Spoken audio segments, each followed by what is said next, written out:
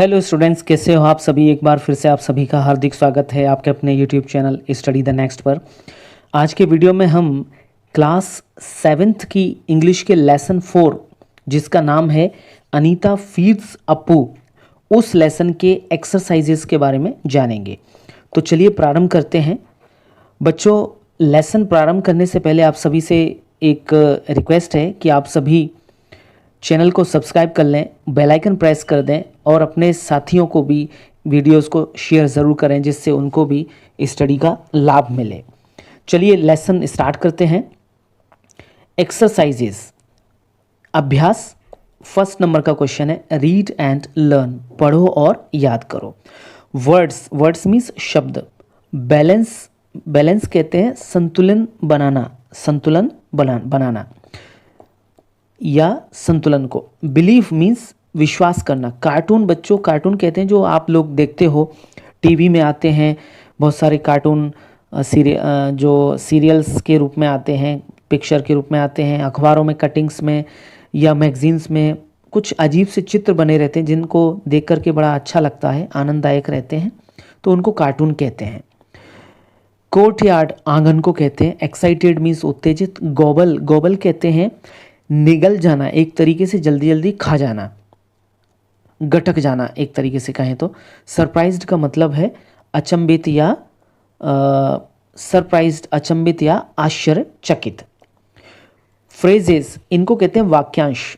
Eight one go मतलब एक बार में। राइट देयर मतलब ठीक वहीं। टू फॉल ऑफ मीन्स गिरना।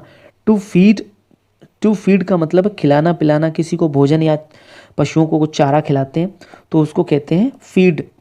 टू हेल्प मदद करना। टू राइड सवारी करना। टू वॉच देखना या देखभाल करना, निगरानी करना। और बच्चों अगर ये नाउन के रूप में वॉच आता है तो उसका मतलब घड़ी भी होता है, लेकिन यहाँ क्रिया के रूप में है तो देखभाल या निगरानी, और अगर वॉच ओनली आता है तो उसको नाउन के रूप में घड़ी समझा जाएगा। चलिए अब ये आपके रीड एंड लर्न के क्वेश्चंस के अंतर्गत, रीड एंड लर्न के अंतर्गत जो वर्ड्स थे वो आपके पूरे हुए। क्वेश्चन नंबर दूसरा हम देखते हैं कॉम्प्रिहेंशन, समझ पर आधारित प्रश्न। तो बच्चों ये सारे प्रश्न जो हैं ये हमने अलग से कॉपी में आंसर सहित लिख रखे हैं, तो चलो वहाँ से इनके आंसर्स हम देखते हैं। चलिए देखते हैं। Question number 2, comprehension. Answer the questions given below. नीचे दिए गए प्रश्नों के उत्तर देने, जो कि ऊपर लिखे थे उनकी बात कर रहे हैं हम। अब यहाँ पर पहला प्रश्न है why is Anita very excited today. Anita आज सबसे ज़्यादा उत्साहित क्यों है। एक्साइटेड का मतलब यहाँ पर उत्साहित लेंगे, मतलब जब खुशी से या किसी उमंग या किसी सरप्राइज के कारण जो मन में खुशी रहती है उसको कहते हैं यहाँ पर एक्साइटमेंट। तो अनीता आज इतनी उत्साहित क्यों है, इसका आंसर है Anita is very excited today to see Appu at her door. At her door मतलब अपने दरवाजे पर। टू सी अप्पू मतलब अप्पू जो एक हाथी है उसको देखकर अनीता एक अप्पू नामक हाथी को अपने दरवाजे पर देख करके काफ़ी उत्साहित है। अगला प्रश्न हम देखते हैं question number 2, where has she seen the elephant before. उसने मतलब शी मतलब उस लड़की ने, उस लड़की का नाम है अनीता। तो अनीता ने where has she seen the elephant before मतलब अनीता ने अब से पहले एक तरीके से पहले हाथी कहाँ देखा था। तो इसका आंसर है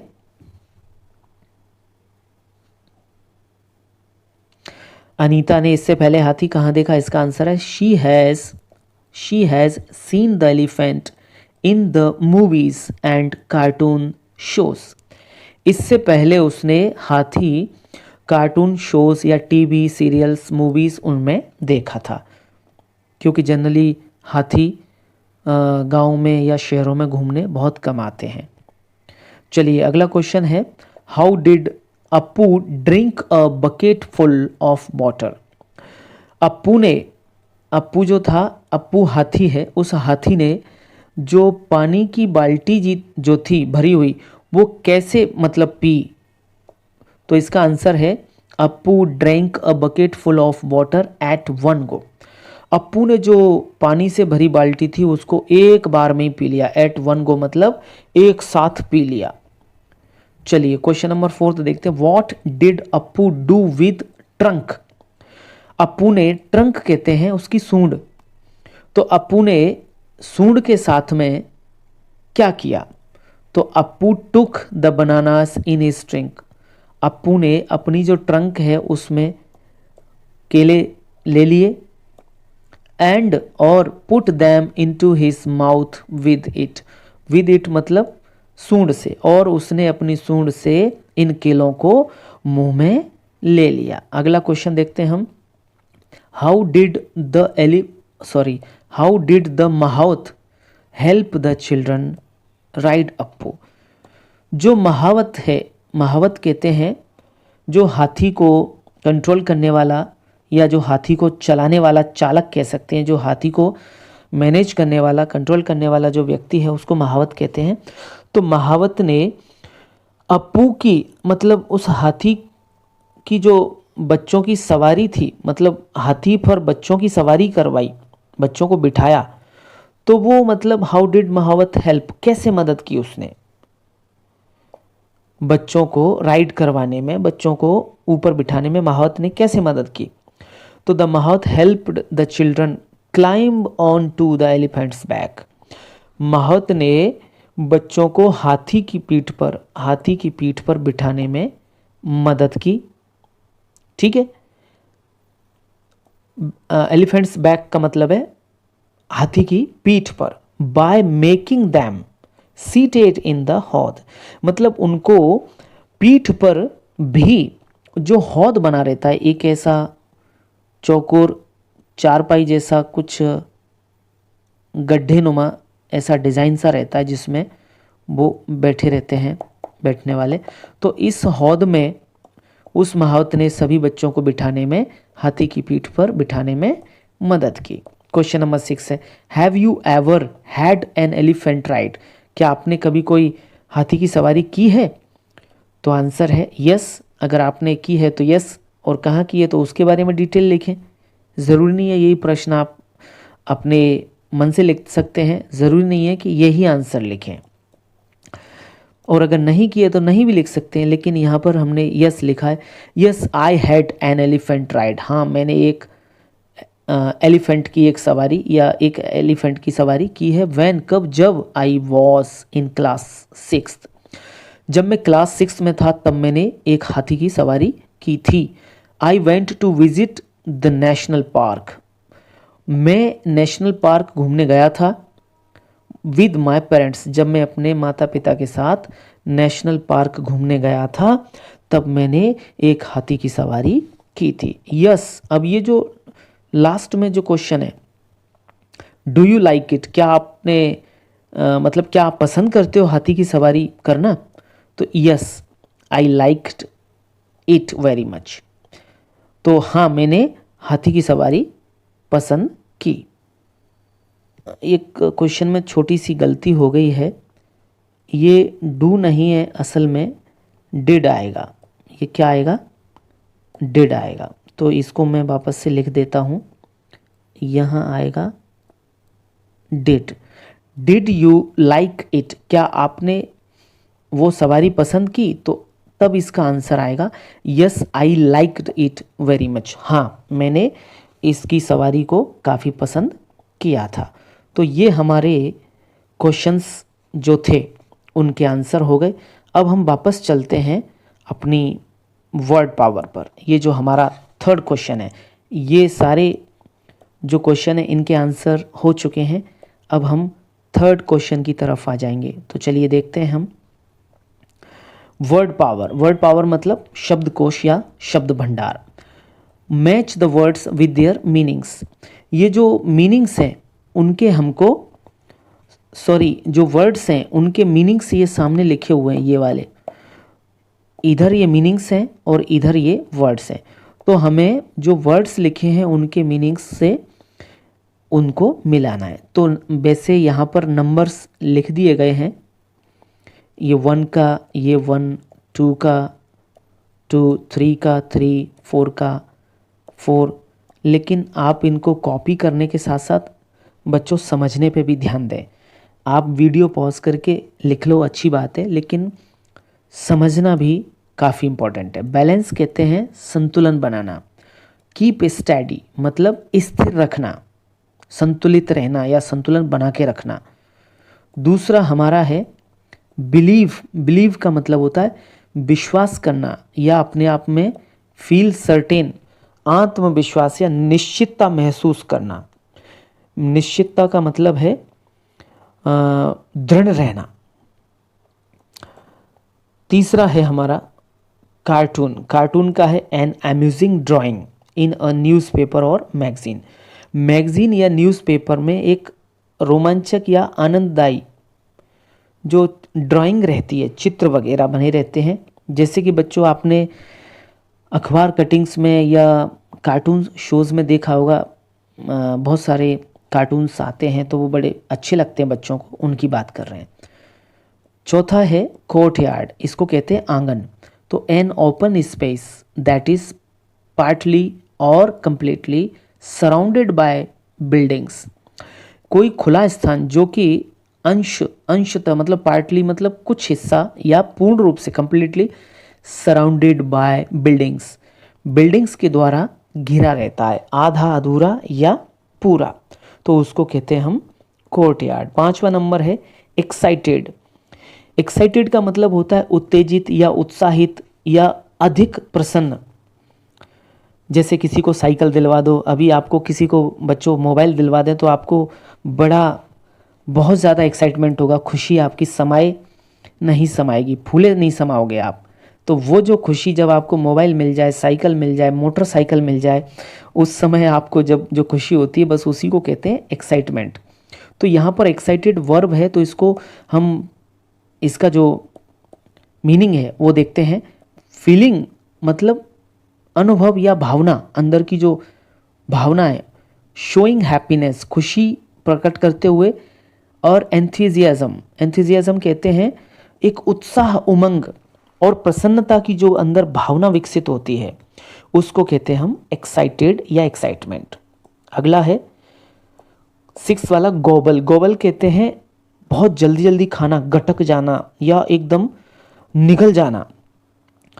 तो इसका आंसर है to eat something very fast, बहुत जल्दी किसी चीज़ को खा जाना, इसको कहते हैं गॉबल। 7th नंबर का है सरप्राइज्ड।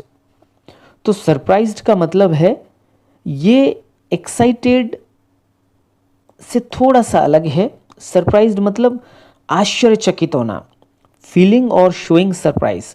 मतलब एक तरीके से आपको जब मोटरसाइकिल या मोबाइल दिलवाया तो उसके बाद जो फीलिंग आती है उसको कहते हैं एक्साइटमेंट। लेकिन बिना बताए अगर आपको कोई चीज़ गिफ्ट कर दी जाए तो उस समय जो फीलिंग आएगी एकदम अचानक, अरे कि यार मुझे किसी ने गिफ्ट दिया है, तो वो फीलिंग्स सरप्राइज वाली होगी। हालांकि दोनों में कोई फ़र्क नहीं है, एक जैसी हैं, पर बता करके कोई चीज़ दिलाई जाए फिर जो खुशी होती है उसको एक्साइटमेंट कहेंगे। और बिना बताए एक तरीके से सरप्राइज, सरप्राइज मतलब अचंभित या आश्चर्यचकित कर देने वाली जो फीलिंग है उसकी बात कर रहे हैं। तो ये बच्चों आपकी मैचिंग कंप्लीट हो गई है। क्वेश्चन समझने में थोड़ा समय लगता है, लेकिन आप अच्छे से वीडियोस को पढ़ते जाएं, समझते जाएं, तो आपको बहुत अच्छे से इंग्लिश बढ़िया समझ में आएगी। चलिए अब हमारा नेक्स्ट क्वेश्चन हम देखते हैं बी नंबर का।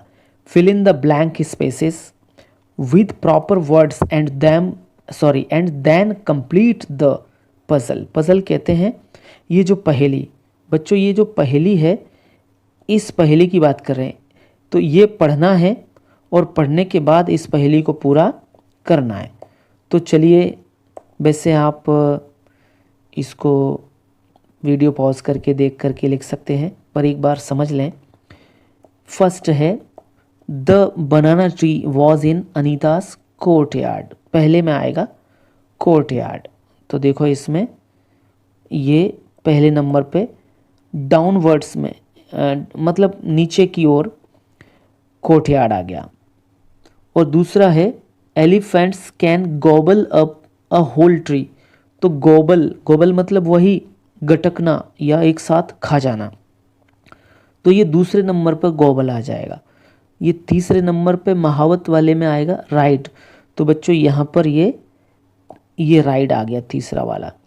चौथे में आएगा एक्साइटेड, तो चौथे में ये एक्साइटेड आ गया। पांचवे पे आएगा बैलेंस, तो पांचवा नंबर हमारा देखते हैं कहाँ, ये रहा। तो ये बैलेंस ऐसे हो जाएगा, ये लिखा है ये बैलेंस, आप अच्छे से समझ गए होंगे। 6 नंबर पे वॉच, तो 6 नंबर देखते हैं कहाँ, ये, तो ये वॉच आ गया। और 7 नंबर पे एफ्रेड, तो 7 नंबर पर ये एफ्रेड कहते हैं भयभीत को। तो इस प्रकार आपके ये पजल वाला जो क्वेश्चन है वो पूरा हुआ। एक बार यहाँ से वीडियो पॉज करके आप इनको लिख लें ये, और इनके नंबर भी लिखे हुए हैं ऊपर, ये यहाँ से भी देख सकते हैं आप। और अब आपको थोड़ी देर के लिए यहाँ पर भी वीडियो पॉज करके देखना पड़ेगा, जिससे आप इनको व्यवस्थित भर लें वर्ड्स को ब्लॉक्स में। तो इस प्रकार बच्चों आज का एक्सरसाइज यहीं पर समाप्त करते हैं। ये पार्ट 1 के अंतर्गत हमने क्वेश्चन नंबर बी तक का एक्सरसाइज यहाँ तक कंप्लीट करके हमने पजल तक पूरा किया है। नेक्स्ट वीडियो में हम ग्रामर इन यूज यहाँ से प्रारंभ करेंगे, जो कि इस एक्सरसाइज का पार्ट 2 होगा। मतलब पार्ट 1 के अंतर्गत हमने यहाँ तक कंप्लीट किया है, ये पार्ट 1 के अंतर्गत आएगा, और ये पार्ट 2 के अंतर्गत हम नेक्स्ट वीडियो में लेकर के आएंगे। तो बच्चों एक्सरसाइज का आपका जो वीडियो रहा वो आपको कैसा लगा, आप कमेंट्स में ज़रूर बताएं, और वीडियो को लाइक शेयर ज़रूर करें। साथ ही साथ चैनल को सब्सक्राइब कर बेल आइकन प्रेस करें, जिससे आपको नोटिफिकेशंस समय समय पर मिलते रहें। अगले वीडियो में एक्सरसाइज 2 जो पार्ट 2 है उसके साथ हम फिर हाजिर होते हैं। तब तक के लिए धन्यवाद।